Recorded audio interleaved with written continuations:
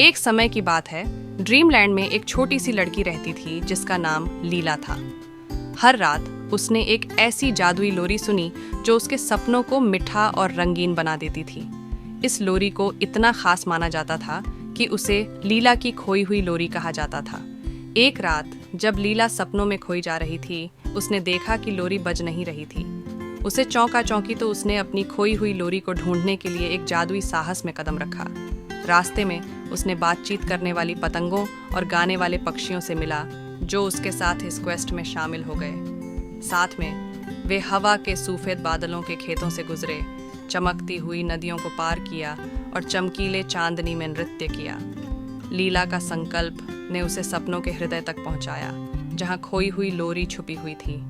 सपनों के कीपर ने समझाया कि लोरी को शरारती रात की छायाचित्र ने कैद किया हुआ है, जो उसे सबके लिए रखना चाहता था।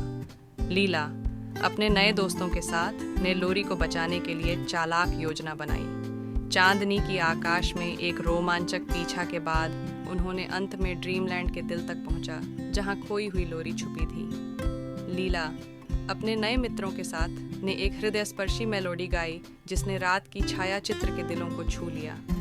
उनकी दयालुता से प्रभावित होकर रात की छायाचित्र ने लोरी को लीला को वापस कर दिया, समझते हुए कि खुशी को अपने आप से बांधना उसे उससे अधिक खुशी देता है। उस रात से फिर लीला की खोई हुई लोरी ड्रीमलैंड में गूंथी गई, जिससे सभी को मीठे सपने आने लगे।